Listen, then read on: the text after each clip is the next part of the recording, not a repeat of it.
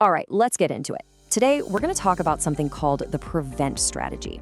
Now, I know that can sound a bit heavy, maybe even a little intimidating, but I promise by the end of this quick explainer, you'll see exactly what it is, why it's so important, and how it's really all about support. So let's dive right in. So right off the bat, let's bust a huge myth. You know, when you think of radicalization, you might picture something from a movie, this big, sudden, obvious event. But the reality? Well, it's almost always the complete opposite. It's not like flipping a switch. It's a slow, quiet, and gradual process that usually starts from a place of vulnerability. So if it's not some dramatic movie plot, then what are we actually talking about when we say prevent? Let's look beyond the headlines for a second. The most important thing to get your head around is that prevent is just another part of safeguarding. That's it. It's not about spying or punishment. It's about protection. And this right here, this is really the heart of it all. The whole point is to step in early and offer help. It's about giving support to people who might be struggling long before their situation could ever turn into something harmful or dangerous. Okay, to really get a handle on this, we need to make sure we're all on the same page with the language. So let's quickly define the two big ones, radicalization and extremism, because you really have to understand the what before you can get to the why. So look at that first word, process. That's the key. Radicalization isn't just one thing that happens. It's a path someone goes down where they slowly start to believe in extreme ideas. And notice where it starts, almost always from that feeling of being vulnerable. And that process, well, it can lead to extremism. And these are the actual ideas themselves. They can be political, religious, you name it. But what they all have in common is this dangerous core. They all push for harm, hate, or division against other people. Now, this is a super important point. Having strong beliefs is a good thing.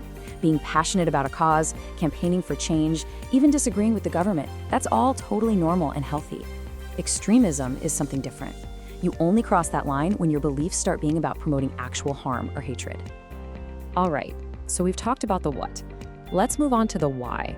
Why does someone become vulnerable to this in the first place? The thing to remember is that this isn't some strange alien thing. It often plays on really common, really human feelings. So, who are we talking about here? Well, the truth is, it could be anyone. There's no type. Just look at this list.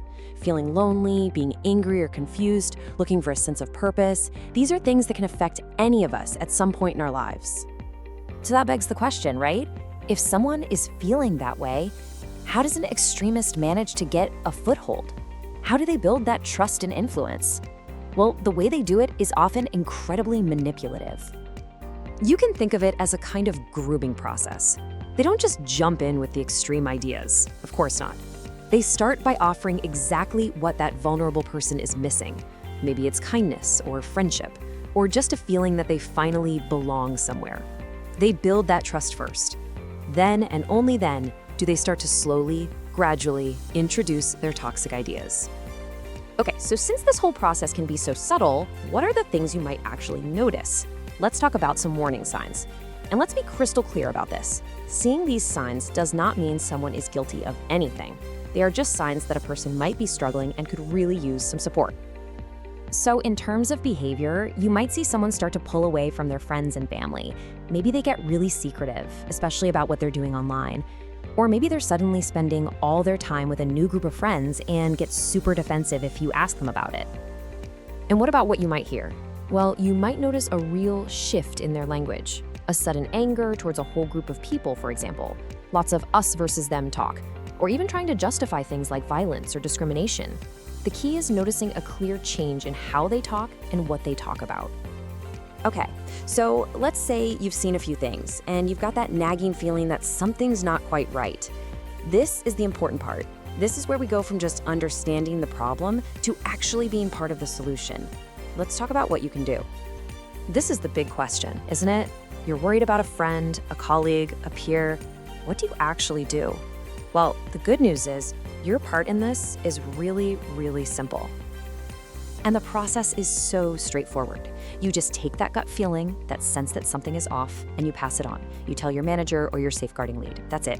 You don't have to investigate. You don't have to confront anyone. You definitely don't need to have all the answers. You just need to raise the concern so a professional can step in and help. And what happens after that? This is so important. Any support that's offered is totally voluntary and it's confidential. There's a program called Channel, and it's not about getting people in trouble. It's about bringing in experts, like mentors or counselors, to help that person. I want to say this one more time. It is not a criminal process. Honestly, if you only remember one thing from our chat today, let it be this. This quote just says it all. Safeguarding, whether it's prevent or anything else, is never about pointing fingers. It is always, 100% of the time, about getting people the support they need to be safe. So I'll leave you with this question to think about. Because by understanding how vulnerability works, by knowing what to look out for, and just by being willing to say something when you're worried, you are playing a huge part in making your community a safer, better place for everyone. Thanks so much for your time.